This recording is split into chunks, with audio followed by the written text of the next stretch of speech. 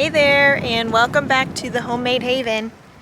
We are out here at the land today, and we've got a couple of things that we need to do to prepare the garden area and just to get some things going, make it a little bit easier once we move in, especially for this garden area, to get it up and running and ready for us to plant this season, hopefully.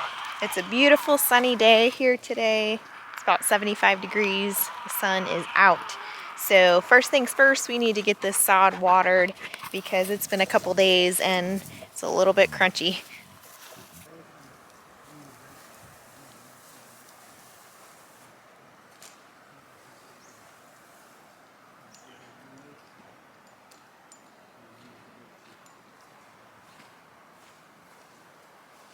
This is the back side of the house. We got some legs.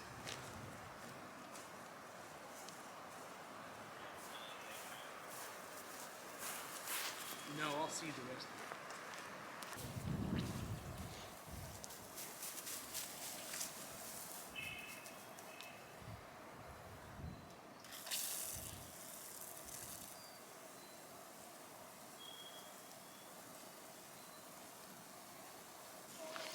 Our fruit trees are actually looking really good. They're happy out here where we brought them. We still haven't got them in the ground just yet because we've had some delays per usual with planting the rest of the grass, and so we just don't want to put them in the ground and them be in the way of anything.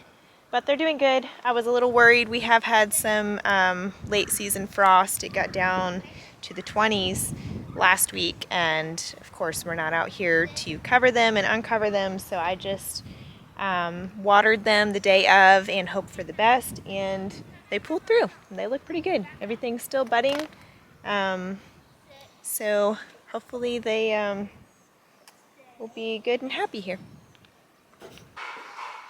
So as well as getting the garden area prepped and a couple things done outside today, we're also going to be working inside. We want to put together Reagan's closet system. Now that the walls have finished being painted, we can go ahead and get her system put in place. And then we're also going to do a quick clean on these floors because there's sawdust and sheetrock dust and just nasty. And the land is kind of wet today, and of course we brought the dogs, so there are muddy feet print on the floor as well. And by no means is this floor going to stay clean until we move in. There's still construction going on, but we figured we'd go ahead and try and get up a little bit of this dust and dirt today while we're here. So the first clean of the new house. Here we go. Look at what you did. You made a mighty mess.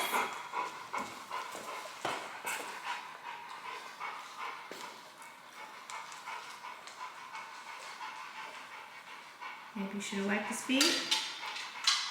Maybe. Maybe he should have just stayed out of the mud.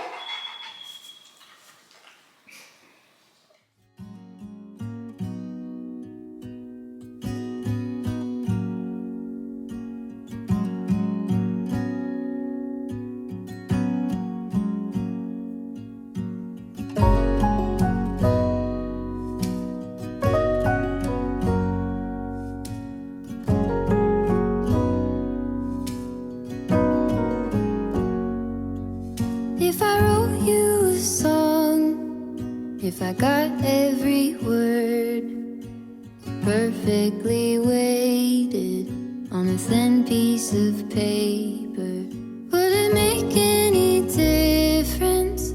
Would it change for the better? If I wrote you a poem, if I posted a letter?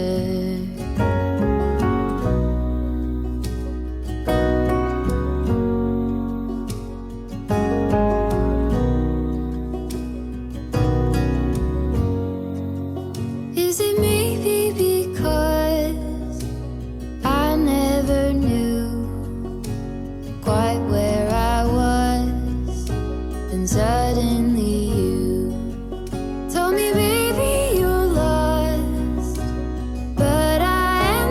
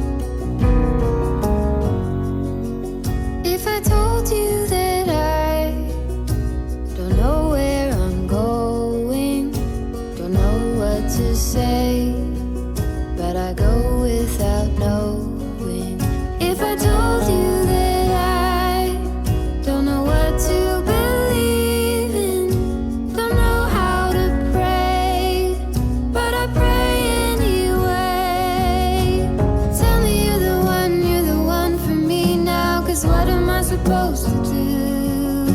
If you are not the one for me, then tell me now what I could do. Tell me you're the one for me now. I pray that you believe it too. That you're the only one for me, and I'm the only one for you.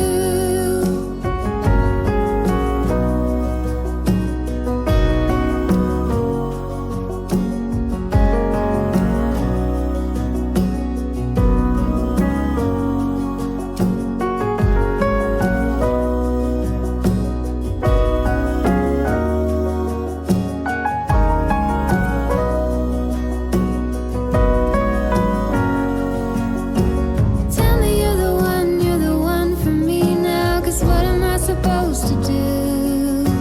If you are not the one for me, then tell me now what I could do. Tell me you're the one for me now. I pray that you believe it too.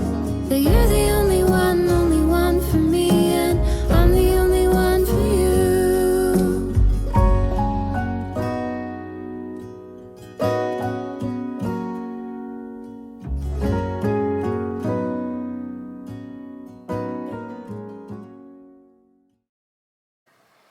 Okay, so out here in the garden area, we have a couple of trees that we need to take down because they are casting a little bit too much shade in the morning and midday hours. We do have some other trees on the other side of the garden that give some afternoon shade, but I'm not as worried about that because in the heat of the summer, a lot of times your vegetables like a little bit of shade in the afternoon, so I feel confident that they're going to get enough full sun with us removing these 3 trees and leaving the other ones behind. Our goal is to try and keep as many trees out here as we can, so we're really being very selective about which ones we're picking off, and we've been trying to watch the sunrise and sunset to see exactly which trees need to go and which ones can stay.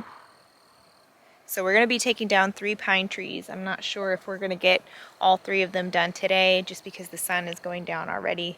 We're going to go for it and we'll see what happens. Okay, so here is our garden area that we will be building up. It's going to go to the corner of this tree, across the back, and then straight up the front, so it'll be almost a perfect rectangle. This tree here and the one beside it and the skinny guy right in the middle are all gonna have to go. These 2 on the outer side we're not too worried about. They're a little bit thinner than this one up front and straight, so we feel like it's going to be pretty predictable. Now this one here, as you can see as you go up the tree, it's got a little bit of a lean to it, a little bit crooked, so it's going to be slightly less predictable. We have asked a couple of professionals what they would do in this situation, and it's exactly what we were thinking we were going to do, so we feel pretty confident in the way that it's going to fall. Let's just pray that we are right. Just a teeny bit nervous. I don't like the unpredictability of felling trees, but I'm just going to trust that our past experiences and our angels are with us and that it's going to go exactly how we've planned. Guess we'll find out.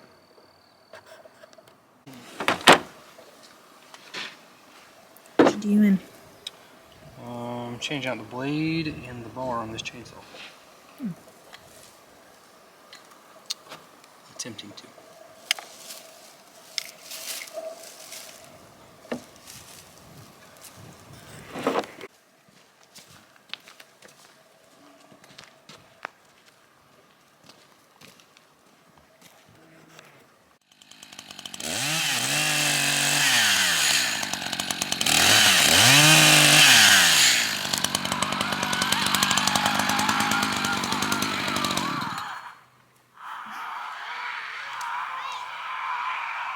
far as falling.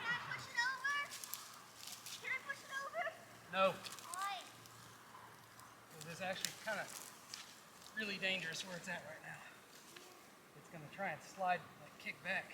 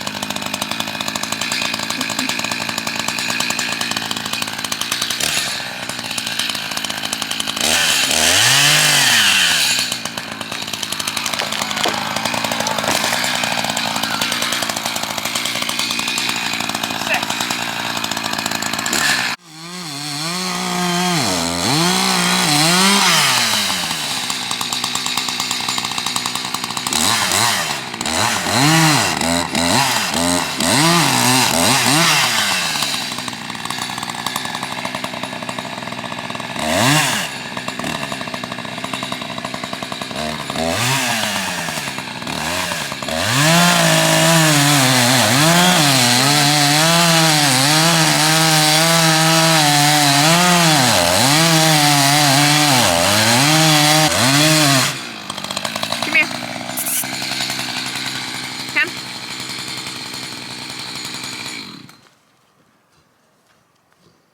I need to do a Google search real quick. I do a Google search. I need to make sure I know where to come in. Okay.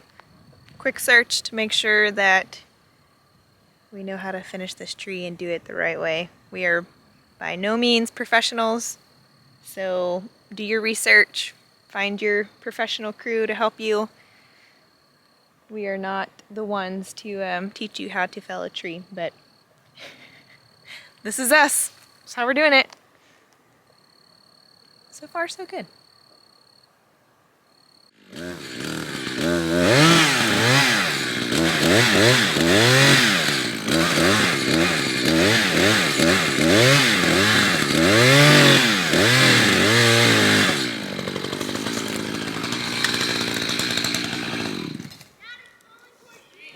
Hear it.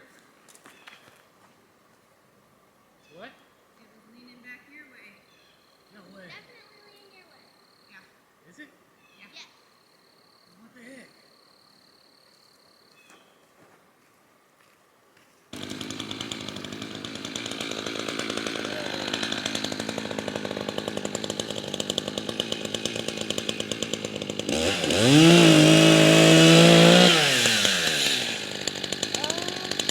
Oh, it started leaning, but it didn't.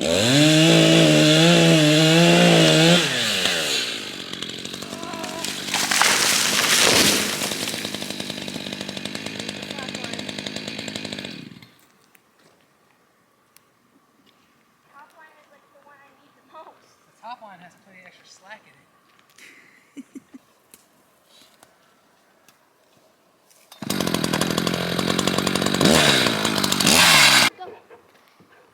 Well, that didn't exactly go according to plan. Where we were hoping for it to fall, it fell backwards and broke the top of the slack line. But honestly, we chose to do this ourselves because we knew that anyway it would fall. It wasn't going to really damage anything like the house or vehicles or anything like that. So if the top of the slack line is the biggest of our damage from this tree, we'll give this one like a 50%. So definitely some things to consider before we knock this big crooked one down. And we will definitely come back another day to do that because the sun is getting low and we just want to better calculate for next time. So, not a total failure. At least the trees are down. And nobody got hurt. That's the most important thing. So, I was just telling Reagan that, you know, we can always replace the slack line, but we can't replace Daddy. He's very important. So, I'm glad that it didn't turn out any worse than what happened. This though. Rolo, you been in the mud? Hmm? Hey. Look at me. You been in the mud?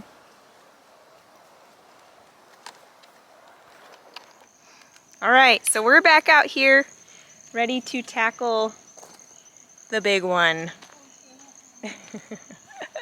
We've done a little bit more research and asked a few questions to some people and feeling a little bit slightly more confident, but Robert's gearing up back there, taking safety precautions a little bit farther today, so here goes nothing. We're hoping for the best. We had to move the fruit trees out of the way just in case, because it looks like it could fall in that direct line of where they were. But then again, last time we thought the tree was gonna fall in a direct line and it fell the opposite way, so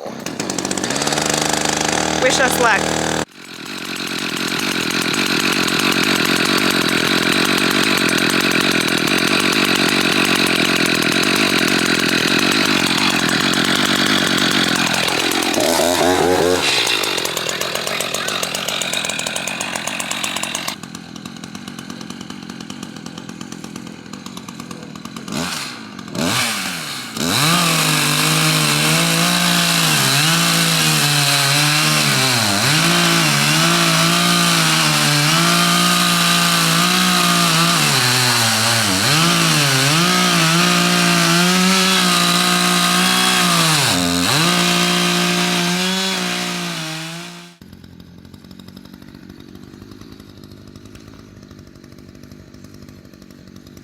It's starting to tip just a little bit.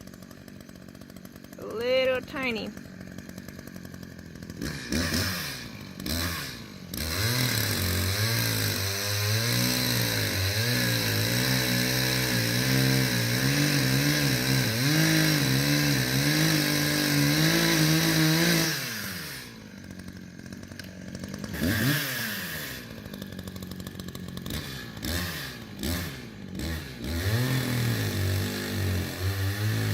There it goes!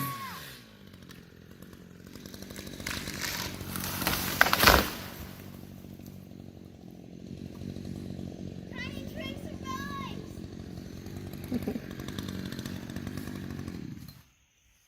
The tiny tree got taken out a little bit, but he's okay. That's alright, that's exactly where we thought it was gonna fall. Yeah. Good job, Daddy. You okay? Yeah, good.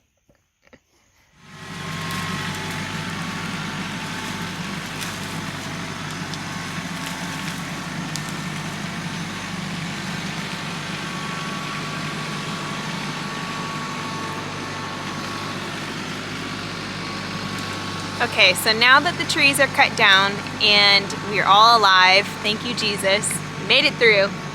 We just have to cut these trees down into smaller pieces and take them with the tractor over to the pile where we're gonna let them decompose.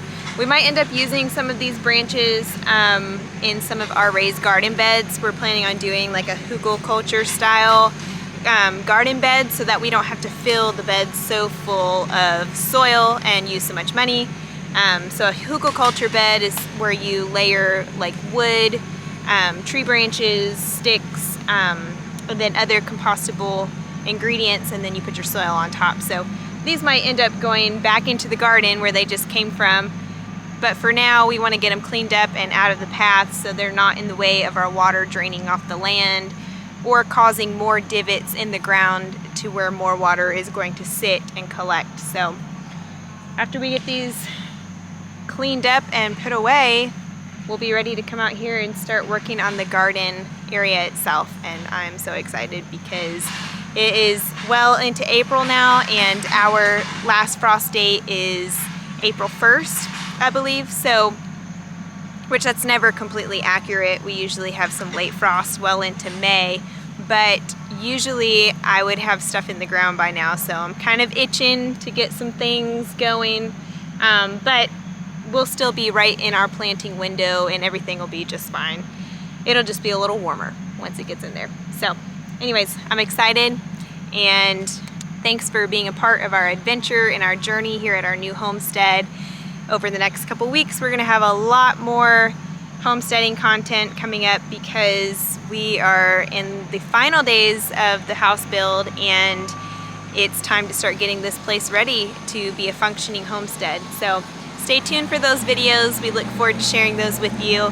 And if you haven't already, consider subscribing to our channel so you don't miss any of the upcoming videos. We do videos on homesteading, homeschooling, and homemaking. And we hope that you guys will join us. And until next time, we'll see you then. Bye.